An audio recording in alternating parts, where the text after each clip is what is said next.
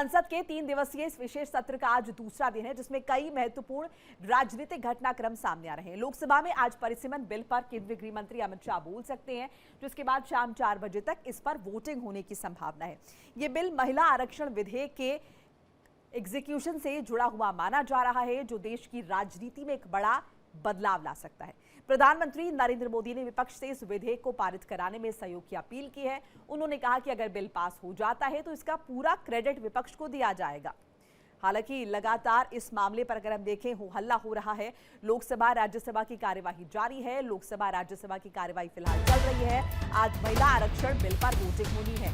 3 bill हैं जो एक साथ रखे गए पटल पर, और इसे लेकर भी विपक्ष की कहीं ना कहीं आपत्ति है कि महिला आरक्षण बिल के नाम पर आप बाकी जो बिल है वो पास करवाना चाहते हैं, परिसीमन बिल पास करवाना चाहते हैं। शाम 4 बजे वोटिंग होगी। राहुल लोकसभा में तकरीबन 1:45 बजे बोल सकते हैं, अपनी बात रख सकते हैं। अब इन सब के बीच ये भी खबरें आ रही है कि विपक्ष कह रहा है कि वो तीनों बिलों का एक साथ विरोध करेगा एकजुट होकर। और इस बीच ये बताते चले कि देश भर में लागू हुआ है 33% महिला आरक्षण कानून। देश भर में लागू हो गया है 33% महिला आरक्षण कानून। सरकार ने जारी की अधिसूचना। ये बड़ी जानकारी आपके साथ साझा करें। महिला आरक्षण कानून लागू हो गया है। 33% रिजर्वेशन महिलाओं को दिया जाएगा। अब देश भर में 33% महिला आरक्षण कानून लागू हो चुका है। हालांकि इसे लेकर भी बहुत सारे पेंच हैं, ट्विस्ट है। ये भी विपक्ष का कहना है कि 2023 में जब ये लाया गया था तो 2024 में इसे लागू किया जा सकता था। अब देखिए लोकसभा में कैसे पास होगा बिल, ये भी बात जो है वो निकलकर सामने आ रही है।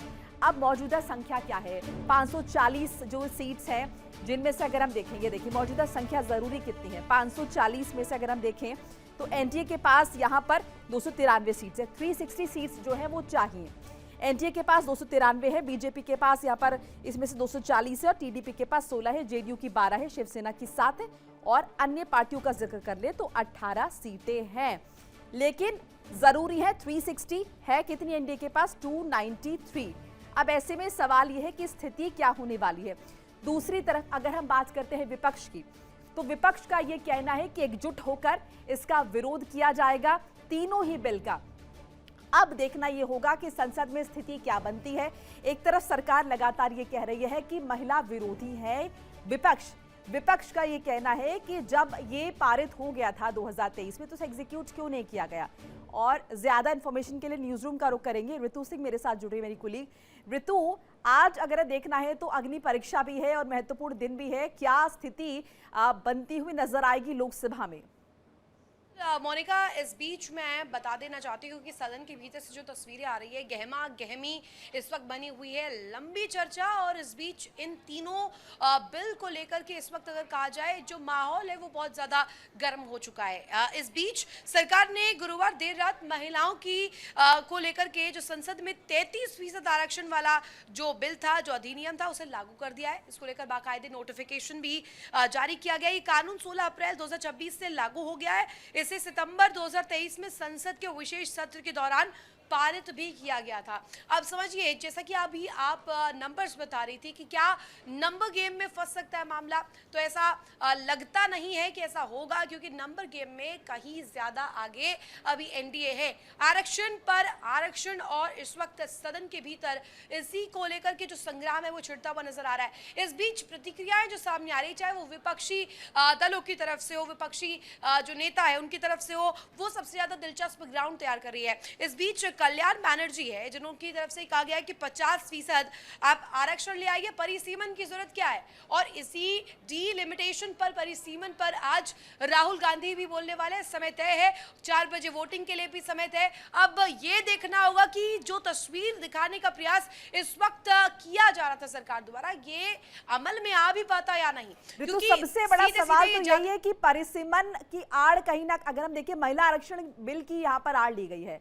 यही विपक्ष का कहना है कि भाई ये तो आप पहले भी लेकर आए थे 2023 में, अगर आप चाहते तो 2024 में इसको एग्जीक्यूट कर देते।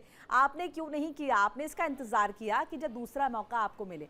अब आप बात करें परिसीमन लागू का, परिसीमन लागू होगा तब आप महिला आरक्षण बिल जो है लागू करेंगे, यानी कि कहीं ना कहीं उसकी आड़ में, क्योंकि आपको ढाल मिल जाएगी। अगर आप इसका विरोध करेंगे तो आपको महिला विरोधी कहा जाएगा।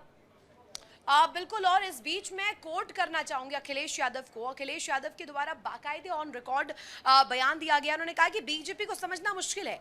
जब लोगों से कहा गया कि एसआईआर आएगा तो वो एनआरसी कर रहे थे, अब महिला आरक्षण की आड़ में परिसीमन करके अपनी पसंद की लोकसभा बनाना चाहते हैं ताकि उन्हें हार का सामना ना करना पड़े। अब देखिए, ये कहा जा रहा है कि नंबर गेम में फंसाना चाहते हैं। नंबर गेम में जो कांग्रेस है या विपक्षी दल है, उन्हें बीजेपी ये प्रयास करे कि किसी भी कीमत पर उन्हें फंसा दिया जाए। और अभी इस वक्त जो सिचुएशन है, अगर आप सदन के भीतर एक एक बयानों को तोलिएगा तो ये समझ आएगा कि चाहे वो परिसीमन हो, वो तीनों ही जो बिल हो, उन तमाम मुद्दों पर अभी संग्राम और भी ज्यादा आगे बढ़ता हुआ नजर आएगा।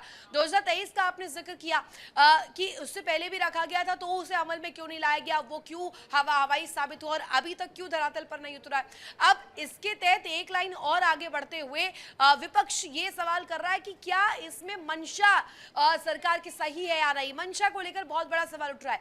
लेकिन इस बीच प्रधानमंत्री नरेंद्र मोदी ने कहा कि अगर महिला आरक्षण के हित में जो बिल है या कोई फैसला है उसके खिलाफ आप खड़े हैं तो इसका रिपरकशन आपको झेलना होगा। आपको आने वाले समय में, भविष्य में इसका जवाब देना तो ढाल ली जा रही है। इसी का जिक्र यहाँ पर विपक्ष कर रहा है कि आप ढाल ले रहे हैं, जबकि हम तो आपसे कह रहे थे कि आप एग्जीक्यूट कर दीजिए ना। आपके पास बड़ा मौका था, आम चुनावों का 2024 का मौका था, आपने नहीं किया। आपने इंतजार किया कि आपको जब दूसरी डाल मिलेगी, आप जो लागू करना चाहते हैं, परिसीमन का जिक्र किया कि परिसीमन आपको लागू करवाने, इसलिए आप महिला आरक्षण बिल को यहां तक ड्रैग करके लेके आए, जबकि आप तभी एग्जीक्यूट कर सकते थे। एग्जैक्टली मोनिका, और सबसे इंपॉर्टेंट इस टाइमिंग को लेकर के और इस मंशा को लेकर के, इस विचार को लेकर कि आगे इस बिल को मंजूरी दी जाए ताकि दुनिया भर में एक नज़ीर पेश हो। इससे पहले आपने सुना होगा जब मेघवाल साहब बोल रहे थे, सदन के भीतर संबोधन दे रहे थे, उन्होंने किस तरीके से जिक्र किया। उन्होंने अलग अलग कंट्रीज को लेकर बताया कि कब कहाँ पर स्वतंत्रता के बाद या उससे पहले की तस्वीर, वो भूमिका, वो ग्राउंडर कैसी थी। लेकिन भारत में इस परिप्रेक्ष्य में पहले से ही काम हो रहा है और आबादी जैसे जैसे बढ़ती है वैसे वैसे इस तरीके के जो परिवर्तन है वो आने लाजमी है। और यही ललन सिंह भी कोट करते हुए नजर आए कि कांग्रेस की नीति खराब है, कांग्रेस नहीं चाहती है कि आगे आने वाले समय में, क्योंकि अगर ये होता है तो कांग्रेस का सबसे बड़ा जो वोट बैंक है वो कहीं ना कहीं बड़ा खेलों के उसमें आएगा और महिला आरक्षण का रास्ता अगर साफ होता है तो ये गले से कांग्रेस के उतर नहीं रही है। ललन सिंह का यह बयान ऑन रिकॉर्ड सामने आया। अब दुनिया भर में महिला सांसदों का प्रतिनिधित्व जो है औसतन 27.2% है। अब इसके साथ साथ भागीदारी को कैसे बढ़ाया जाए, सुनिश्चित कैसे करवाया जाए कि मुख्य धारा में महिलाओं को लाया जाए। और ये जो आरक्षण का एक पूरा पैमाना है, आप समझेंगे। एक और इंटरेस्टिंग चीज यहाँ पर ये भी, जिसको थरूर ने भी कहा है, मैं कोट भी यहाँ पर कर रही हूँ कि 543 अगर एमपीज हैं, उसमें अगर आप 33% महिलाओं को रिप्रेजेंटेशन दे देते हैं तो इससे खतरा किसे पैदा हो रहा है? क्या पुरुष सांसदों को खतरा हो रहा है कि इतने बड़े पैमाने पर अगर महिलाएं सदन में उतर आएंगी तो वो अपने हिसाब से डिसीजन लेंगी? मोनिका और शशि थरूर ने जो भी ये बात कही है तो एक तरह से ये निश्चित तौर पर दिख रहा है कि विपक्ष इस वक्त भूमिका और ग्राउंड किस तरीके की तैयार करने की कोशिश कर रहा है। वो ये लगातार प्रयास कर रहे हैं कि किसी भी कीमत पर इस बिल को लेकर के जो भूमिका भी बन रही है, अगर ये कहा जा रहा है कि ये पास, यही देखना इंटरेस्टिंग होगा कि विपक्ष जो कह रहा है इस बात को वो किस तरीके से जनता के सामने लेकर आता है, अपने अपने तर्क कैसे सरकार रखती है और विपक्ष अपने तर्क किस तरीके से रख पाता है। बहुत बहुत शुक्रिया ऋतु, आपका तमाम बातचीत जानकारी साझा करने के लिए। देखिए इंडिया डेली 24/7 अब आपके स्मार्ट टीवी पर। इंडिया डेली मौजूद है सभी डिजिटल प्लेटफॉर्म पर लाइव और लगातार। इंडिया डेली 24/7 हर दिन राष्ट्र को समर्पित।